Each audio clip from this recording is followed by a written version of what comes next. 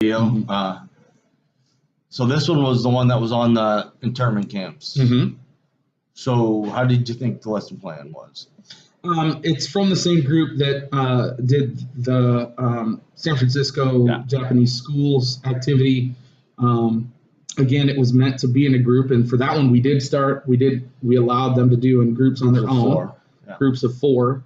And the group that we worked with Fifth Hour, we put back into the groups of 4, which we did not do for the previous assignment, even though it was set up that way, and gave them a shot so that we could see how different it was for them, the lower learning group.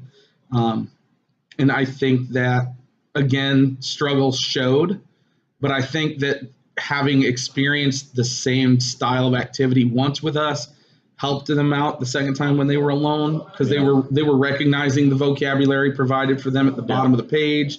They kind of were familiar with the people involved, the groups of people. I mean, and I think they had a better sense of exactly what was looked at for segregating the Japanese people from early in the century to the World War II era, and identifying causes of that. And they were also connecting and talking about how some of those feelings in 42 were the exact same ones that were being used as evidence for segregation in 1910. Yeah. So the connection between the two activities was there, and I was really happy to see that. So how do you think the use of technology? What do you think about the use of technology in this one? Well, again, we didn't really use the technology in this one. We did provide a PowerPoint at the very beginning where they had the images, and then you read through some of the subtext in the background on each image, and provided the students, and we gave them that transcript as well, so they were able to read along and kind of reinforce what each picture represented for the activity. But outside of that, we didn't really use technology too much. And just in my opinion, like I said, if our goal for this type of an activity was to increase discourse and discussion, I just think that would have been reduced and limited had we had the documents and things online. Really about the only thing was we had the newsreel. The newsreel video, which we played on the big screen. And the PowerPoint were the two main technology. Mm-hmm. So what did you think about the lesson? Oh, we already said that. How did you think the lesson went? I think it went well. Like I said, I think the previous experience when we had them in a group helped them with this one, just in the way that they were speaking to each other. And the goal of the assignment was similar, providing evidence for why the Japanese people were being persecuted versus evidence for why there was parts of America that did not support that segregation and were not receptive to the idea of imprisonment and the ramifications of what came after. I think those were lessons and those were key concepts that we wanted them to get, and it felt like most students got. So how did you feel about the video itself and the teaching in it? Again, I think it went well. I think it's always good to see the difference between when you are kind of leading a lesson through like a PowerPoint or kind of dictating information versus how you interact with the kids and they with you, and they with each other when they're given an opportunity to kind of guide their own learning. Because again, this was an assignment that did have specific criteria and answers they're looking for, but it left a lot of interpretation or selection, student selection. I mean, they may have provided 10 answers and we may have only asked them for 2. So they had a lot of options that they could choose from.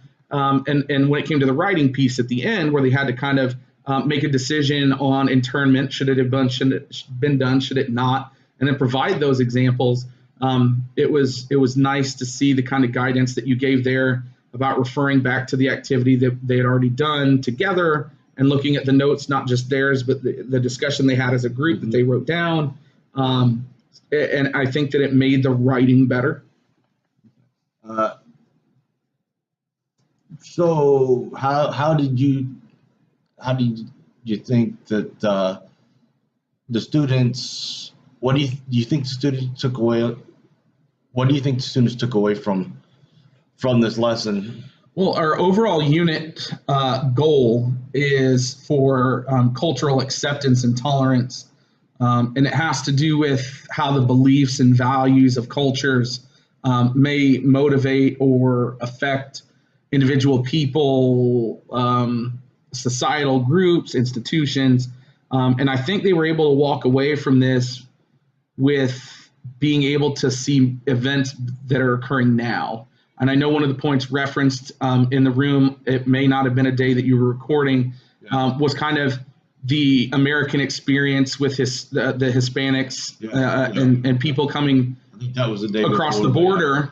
And I know it's not the same event, but just how we treat people when there is maybe a question about their intent or purpose in our country. And the fact that neither you nor I really led them there, that was just something they got on their own from completing this activity, you know, seeing, okay, we're putting people in detention centers, then we're doing it now with people as they cross the border illegally, or, you know, how are they treated, how long they're being held? Is there a reason to hold them in the first place, or is it the paranoia, the fear, the uncertainty? Those are all things that they got on their own, which I thought was fantastic. Yeah, and that's one thing that I took away from too, was there was a lot of stuff that they kind of just got on their own. Because I know that, I'm not sure what day it was, but someone were talking about the Muslims. Yeah. You know, that Same. you know how that, you know, that was in one that of the, kind of stuff. That was in one of the videos that talked about the Japanese internment and the treatment of the Muslim group after 9/11, and the video paralleled them both and kind of showed similarities. I think that was the day before, but I'm not sure. And then the fact, like I said, that they were kind of looking at the situation in our country today and seeing with this illegal immigration crisis and how it's being dealt with by people in power, the decision makers, versus maybe public perception, depending on what side of that debate you're on. You know, and I think that was another good thing, is that they were able to put forth points that they didn't necessarily agree with, but that they understood were important to discuss. Like, you know, we may have, these are 8th grade kids, and a lot of them don't form their own opinion on this stuff. They get it from parents, older family members, and older friends. And they say, you know, they hate something, but they don't know why. They just know that people around them that they love and respect do. And I think when we did this activity, the fact that they could recognize, okay, we have a large contingency of Japanese Americans that are born in this country, but family members weren't. And they have ties to this country that just, you know, blew up a military base.